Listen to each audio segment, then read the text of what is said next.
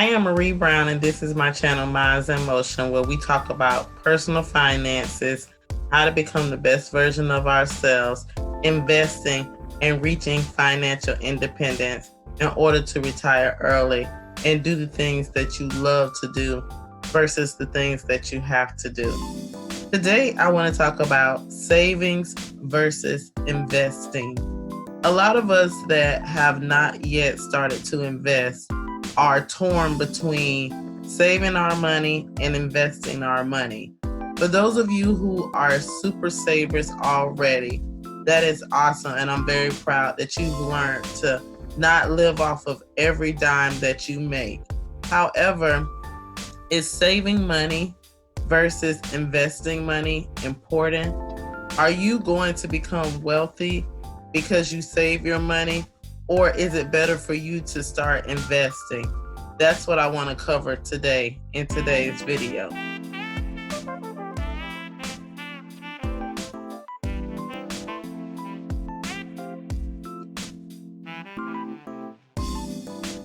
So first, let's start off by talking about saving our money.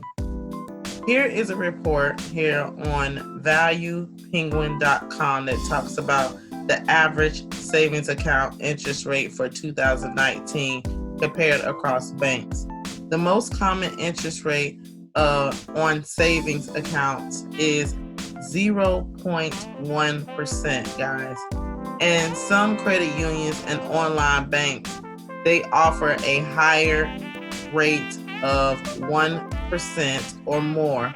When reporting the interest rate for their savings accounts, the banks list the annualized percentage yield, which is the APY, a figure that includes the effect of compounding.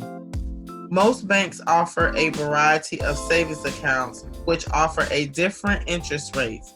Rates can also change for some savings accounts depending on the balance or the status or other accounts with that bank. And then here is a list of the different banks and their different savings rates. Now, I'm pretty sure if any of you guys are familiar, you know that we've had, I think, don't get me if I'm wrong, but 3 Fed rate cuts this year. And every time the Fed cuts rates, so does the banks with their interest rates. So every time the Feds cut their rates, usually these banks, online banks specifically, that are considered to be high yield savings accounts, they will lower their interest rate. They will lower their APY, that annual percentage yield. So it is important that we look for the best return on our investments, or the ROI. And with savings accounts, that's really not gonna help us become wealthy. No matter how good of a saver we are, that's really not gonna get us to where we wanna be in terms of becoming wealthy, reaching financial independence, and being able to retire early if that's a goal of yours. So here, I just want to show you guys real quick some of the banks where you can get the best interest. We have Ally Bank. They have a 1.9% interest rate. We have Synchrony. They actually have a 2.15% interest rate.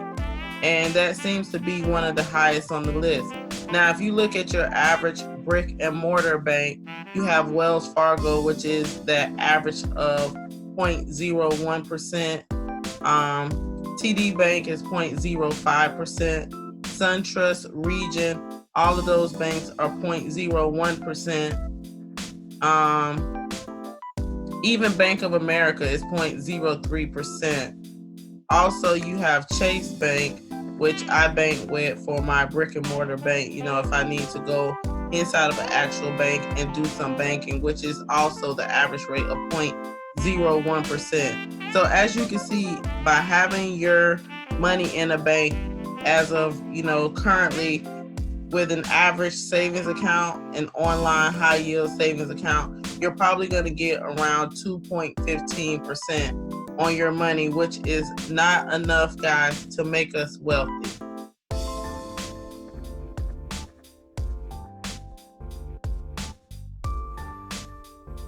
So now let's talk about when we invest our money. So what is the average stock market return? And this is an article from NerdWallet, and I will include these articles in the links for these articles in my description box so that you guys can refer back to these articles and read them in their entirety. So as you can see here, it says over nearly the last century, the stock market average annual return is about 10%. So guys, as I said in the savings video, the average return is 0.01%. And as you can see, the average return of the stock market is 10%. But year-to-year returns are rarely average. Here's what new investors starting today should know about stock market returns. So as you can see here, it says the average stock market return is 10%, but the S&P 500 index comparison compares about 500 of America's largest publicly traded companies and is considered the benchmark measure for annual returns. When investors say the market, they mean the S&P 500, guys. So keep in mind that the market's long-term average of 10% is only the headline rate. That rate is reduced by inflation. Currently, investors can expect to lose purchasing power of 2% to 3% every year due to inflation. The stock market is geared towards long-term investments, money you don't need for at least 5 years. For shorter time frames, you will want to stick to low-risk options, and they recommend here an online savings account. And then it says you'd expect to earn a lower return in exchange for that safety.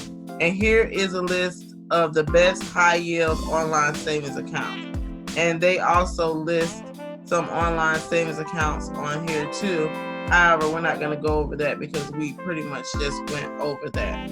Now, the thing that I want to talk about here is that even though they tell you that 10% is the average and they say you should be investing, maybe over a 5-year period, depending on the type of equities or the type of index funds or ETFs that you choose to invest in, you can pretty much get the return that you want on your investment when it comes to the stock market. If you're picking quality companies, if you're picking companies that have a good value, and then if you're also considering investing in dividend companies as well as growth companies. The good thing about the stock market is that it's easy to liquidate your investment if you need to. However, you want to put your money in the stock market for the long term because that's how you're going to get your best return. You want to buy, hold, and research constantly, looking for, like I said, the best quality stocks, the best value in the companies that you invest in. And you want to just make sure that where you're putting your money, you're going to always get the best return that you can, no matter whether it's in a high yield savings account or in the stock market. So the last thing that I want to go over real quick, guys, is the current U.S. inflation rate. So as you can see here, it says the current U.S. inflation rate from 2009 to 2019. The annual inflation rate for the United States is about 1.8% for 12 months ending in October of 2019, compared to 1.7% previously. According to the U.S. Labor Department, the data published on November 13, 2019. The next inflation update is scheduled to be released in December at 8:30 a.m. and it will offer the rate of inflation over a 12-month ending on November 2019. So as you can see here, guys, if you're putting your money in a savings account that is yielding less than 1.8%, then you're actually not gaining anything. You're actually losing money by having your money sitting in a savings account. And this is why it is so important that if you're not currently investing yet, that you learn how to invest, that you seek the advice of a financial planner or someone who can help you open a broker account and understand what it is that you need to do in order to reach the numbers that you need to reach and be able to start investing so that you can get the best return on your money.